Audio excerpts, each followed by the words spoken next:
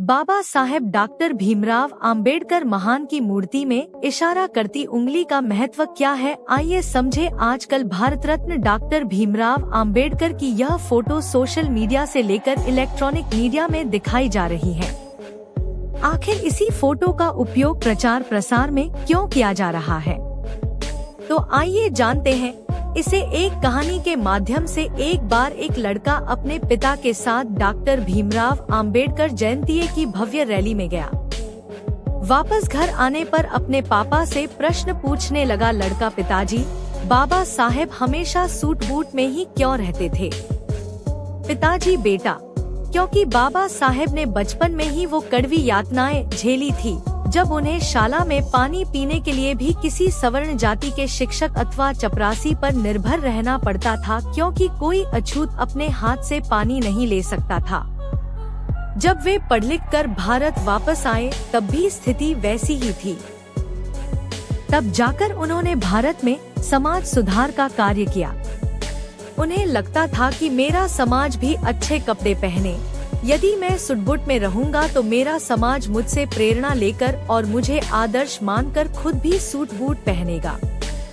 लड़का, ठीक है पिताजी, आज से मैं भी सूट बूट में ही रहूंगा। लड़का, अच्छा पिताजी, बाबा साहेब के जेब में हमेशा पेन क्यों रहता था? पिताजी, बहुत अच्छा प्रश्न पूछा बेटा। कलम होने का मतलब है शिक्षित होना ही सबसे जरूरी काम है। अरे वो सिर्फ कलम पेन नहीं, पीड़ितों शोषित लोगों को गुलामी से मुक्त करने की वह आधुनिक तलवार है। उसी कलम से बाबा साहेब ने आगे चलकर भारतीय संविधान लिखा। लड़का, पिताजी, मैं भी आज से अपनी जेब में कलम लगाऊंगा और खूब पढ़ाई करूंगा। लड़का, पिताजी, मैं आपसे आखिरी प्रश्न पूछ रहा हूँ। प्रश्न, क्या बाबा साहेब ने उंगली कहाँ दिखाई और उनके हाथ में कौन सी किताब है? पिताजी, बहुत अच्छा बेटा, बहुत सटीक और तर्कपूर्ण प्रश्न पूछा है आपने। बेटा, उनके हाथ में जो किताब है उसका नाम है भारतीय संविधान है। इस संविधान से भारत देश चलता है। इसी संविधान से सभी को समता, स्वतंत्रता, न्याय और बंधुत्वता को बल मिलता है। आजकल भारत रत्न डॉक्टर भीमराव अंबेडकर की यह फोटो सोशल मीडिया से लेकर इलेक्ट्रॉनिक मीडिया और प्रिंट मीडिया में दिखाई जा रही है।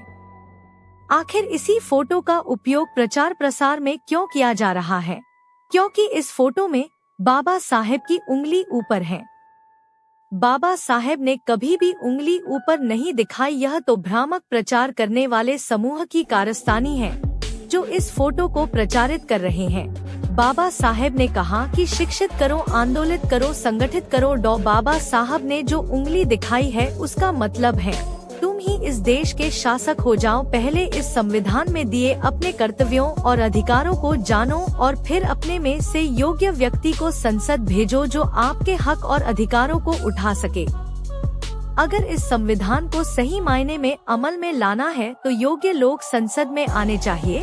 वह उंगली से यह संबोधन करते हैं कि अपने भले के लिए स्कूल, कॉलेज और संसद में जाओ। लड़का, धन्यवाद पिताजी, मैं भी बाबा साहेब के विचारों पर चलूंगा और इस देश का शासनकर्ता जमात बनकर बहुत आगे ले जाऊंगा। वैसे तो बाबा साहेब ने कहा है, मेरी जय जयकार करने की अपेक्षा मेरे बताए हुए मार्ग का अनुसरण करे। मोरल ऑफ द स्टोरी, अगर इसी प्रकार प्रत्येक पिता अपने बच्चे को बाबा साहेब के बारे समझाए तो वह दिन दूर नहीं जब संसद क्या संपूर्ण विश्व में बाबा साहेब के बच्चे अपना नाम रोशन करेंगे। और हर पिता से यही उम्मीद की जानी चाहिए कि गर्मी के इस छुट्टियों के दौरान में अपने बच्चों को बहुजन महापुरुषों का साहित्य अवश्य पढ़ने के लिए कहे।